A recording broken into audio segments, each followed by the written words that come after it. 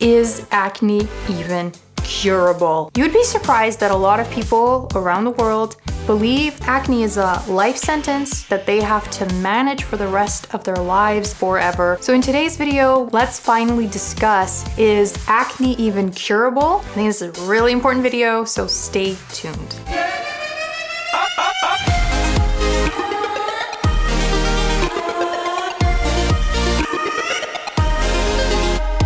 Is acne curable? Well, it depends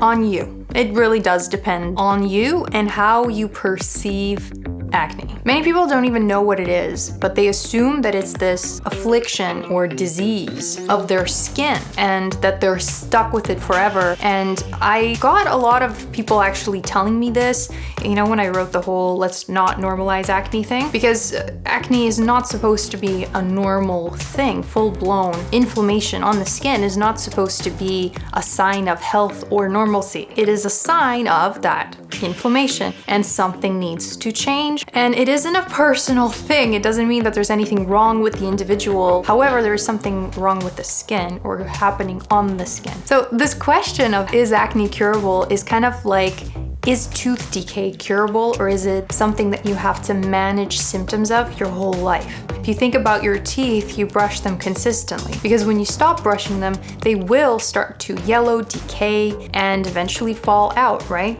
So we maintain our teeth. Now, what about our skin?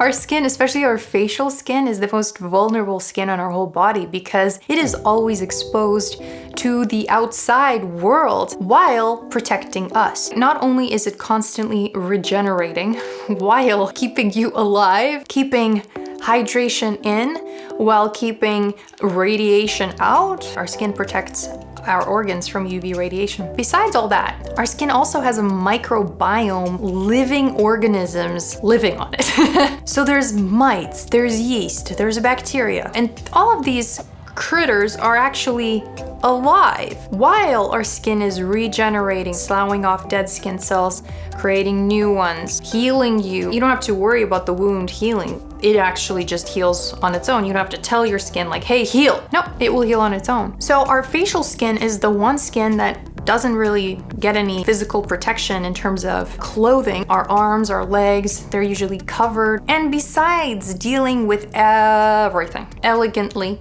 because it's never complaining, it just does the job, it sometimes also has to deal with our skincare choices. Sometimes really questionable skincare choices. Lush, Vanish. There's very few actual good brands of skincare out there. And I have a list of brands that will have a similar effect on your skin in the Cure It With Love coaching community. To join, check out the link in the description of this video because there is a ton of exclusive content in this community that you will not find anywhere else on the internet, like makeup tutorials. So this whole is acne curable thing makes this suggestion that once you do that one magical thing for at least some amount of time, acne will never touch you ever again. And yet, people who go on Accutane for multiple rounds. There are people that go on many rounds of Accutane, and guess what? It still comes back. It isn't something that I personally recommend for acne, like at all. People are trying to get rid of something that they don't fully understand. Acne isn't something chasing you. It's not something that keeps coming back. It's a condition that keeps being created on the surface of the skin where the skin is inflamed. And that inflammation shows up as, you know, sometimes big, deep pustules. This does not ever happen overnight. You know this. You know that it starts off slowly. There's a bit of clogging, a bit more clogging. And then the clogging turns into some inflamed lesions. Then they get more and more inflamed. Then over the months, they might get really deep. It's not like you start off with cysts. You get to a place of cysts if you do experience them, right? So is acne curable? It really depends on how you see it. Because if you see acne as something of a life sentence, then that's how you're gonna treat it. And so you're never going to be consistent with a routine, for instance, a well-formulated routine, because you'll think that it's actually impossible to heal it, that there's nothing you can do because of your genes or your hormones and your diet or whatever, right? But if you think that acne is just a result of, misuse of certain things or some aggression or neglect in terms of taking care of this organ that we should be so grateful for, then you will do your best to learn about ingredients, to learn about formulations, and to become picky AF when choosing products, and then you'll stop falling for all the marketing and for all the nonsense skin stuff, as I call it, because there's a huge difference between skin care and skin stuff, and most people are using skin stuff that their skin hates. So acne is just a sign that something needs to change. Like if you were walking around in uncomfortable shoes and developed blisters, you'd know immediately. You'd be like, oh, those new shoes I got, they're so uncomfortable, they caused me to create these blisters. The connection is very obvious there.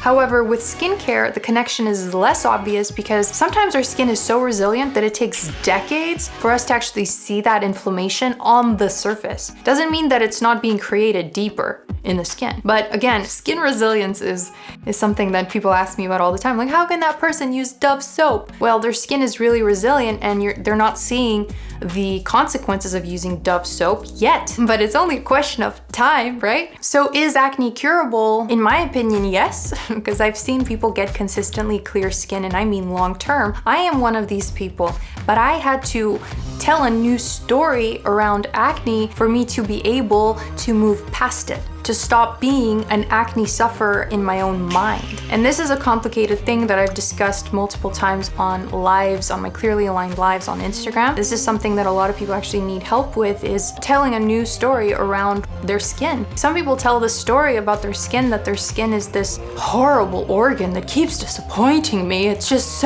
it sucks, like it heals so slowly. It's red all the time. There's a reason for these things. There is a reason for these things. We cannot actually blame our skin for this. If we do, then we're missing the point and missing the opportunity to actually solve the problem. Acne and even other skin conditions can just be that, conditions.